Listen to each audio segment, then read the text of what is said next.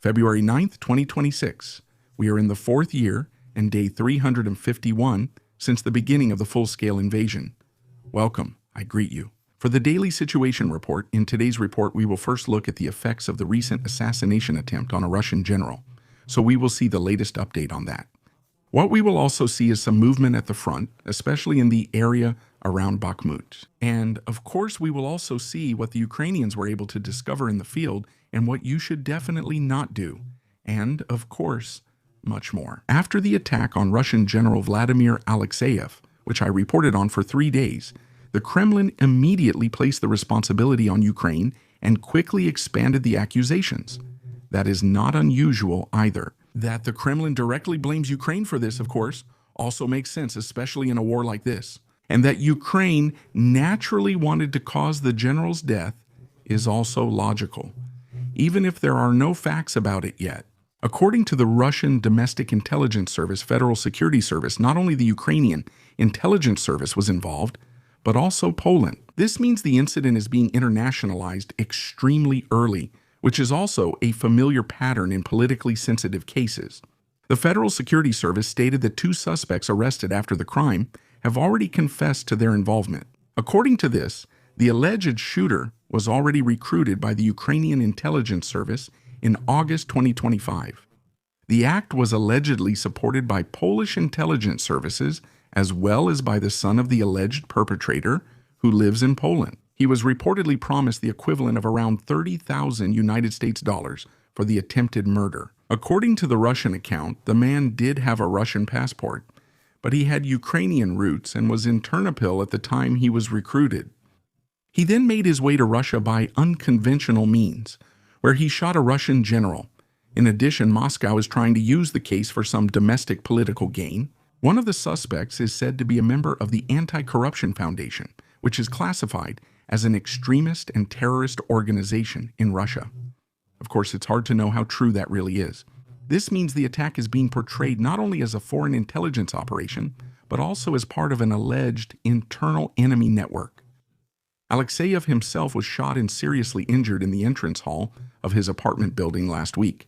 According to Russian media reports, he is now responsive again. He is still the deputy chief of the Military Intelligence Service Main Intelligence Directorate and is considered a central figure in the Russian power apparatus. He is credited with having coordinated both the activities of the Wagner mercenary group in Ukraine and Russian intelligence operations in Syria.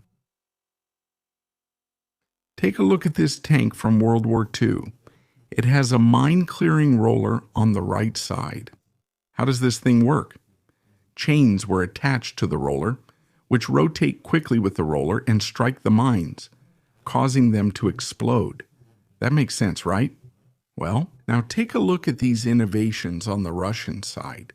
They built a house around a vehicle and then mounted a similar system on the sides.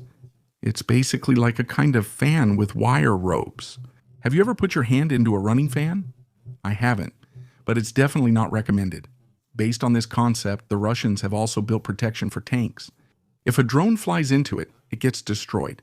If a soldier falls into it, he gets whipped and will probably die from the injuries. Every side is well protected except, of course, the roof, where drones can still attack and where drones will almost always attack.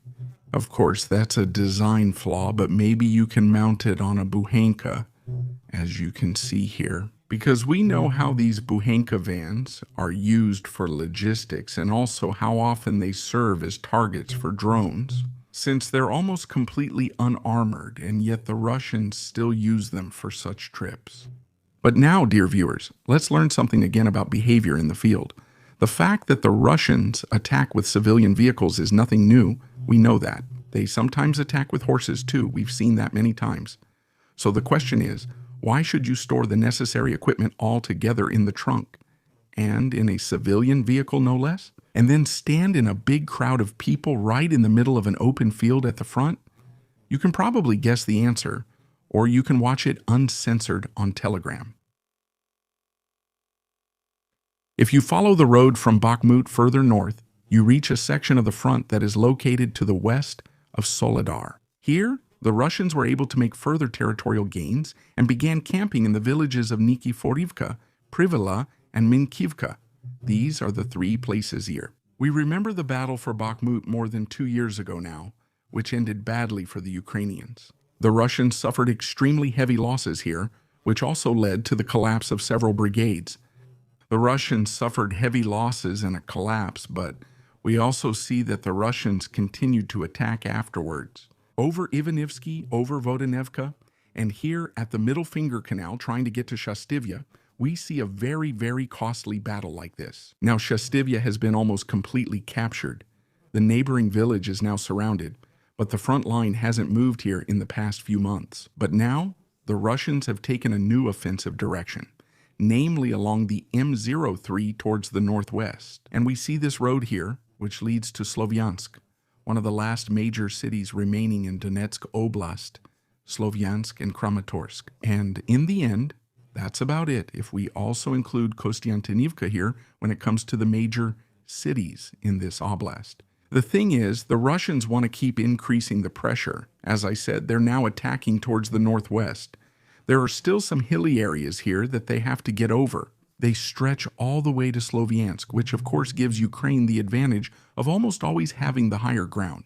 But this fight will certainly not be easy. The Russians are mainly focusing on these villages here in order to launch a larger offensive from Bakhmut again. And that will probably happen sometime towards the end of spring 2026, if I estimate correctly. But at the latest, at the beginning of summer. And by that I mean the start of the offensive or the beginning of larger territorial gains towards the villages, not the capture of any of these places. Russian media report that Ukrainian forces have killed Ike Gasparian. He was the commander of the Special Battalion Arbat, and during the war, he was personally awarded the Medal of Valor, of course, by Putin himself. The man's background is quite telling. He was not recruited from a regular military unit, but from a high-security penal colony. There, he was serving a long prison sentence for aggravated armed robbery. So, a convicted violent offender became an officer during the war and eventually a decorated commander. This is not an isolated case, but part of a system. Throughout the course of the war, Russia has repeatedly relied on convicts to make up for losses. And who really cares about some criminals dying at the front? From the Russian perspective, this relieves the prisons and also reduces state expenses. In the best case, they gain some ground in Ukraine or they die, but for Russia, that is more or less completely irrelevant. So whoever survives can prove themselves and, as you can see here, can now rise up regardless of previous crimes. The war serves as a kind of cleansing through violence. The fact that such a man is publicly honored clearly shows how standards have shifted by now. What matters is no longer the past or the rule of law, but only the willingness to fight or to kill. And his death, therefore, is perhaps just a minor combat loss from a military perspective, like many others. But politically and morally, it means something different for an army that increasingly draws from, well, the darker reserves of its own society. In Redkino, between Moscow and Tver, Ukrainian drones apparently hit a chemical plant. Reports based on initial footage suggest that this was a successful attack on an industrial target. The location was not chosen at random. Redkino is located deep in the Russian hinterland, far from the front lines. A hit there highlights the growing range. That even sensitive industrial facilities beyond the immediate combat zone remain vulnerable. Chemical plants are not only economically important for Russia, they also supply precursors for armaments, logistics, and military infrastructure, which are also used for that purpose. Drone pilots of the 82nd Brigade were able to locate a Russian vehicle shelter. In a former hangar, they found unusual vehicles. On the one hand, military vehicles, and on the other hand, civilian vehicles, as well as motorcycles. And as you can also see in the background, horses are gradually taking over Russian logistics in the front area. The discovery, of course, shows how improvised Russian logistics are operating in some areas now. That's actually nothing new for us, but here we see a variety of vehicles, as I said, cars and motorcycles, which indicate attempts to maintain mobility despite a lack of equipment. The use of horses, on the other hand, clearly points to a return to simple means, especially for transport off paved roads or near the front lines. Of course, it should also be mentioned that we've already seen attacks carried out on horseback, so they don't serve only a logistical purpose. The Ukrainian General Staff reports several targeted strikes against Russian military targets. In the Russian region of Rostov, a drone depot was hit. Ukrainian sources say about 6,000 drones believed to be in the depot were destroyed. However, the actual number is uncertain. Another strike targeted an ammunition depot of Russian forces in the occupied part of the Kherson region. Every hit of this kind makes Russian attacks more difficult, delays operations, and also forces Moscow to invest additional resources in protection and relocation, which we usually don't see. The destruction of drone stockpiles in particular affects a capability that Russia is heavily relying on in the current course of the war. Thank you to all subscribers, channel members, the Alki crew, and special thanks to Colonel Drenica, Robert Ziller, Dietrich Frey, and Mayor Hofer. Subscribe, like, comment, and see you in the next situation report.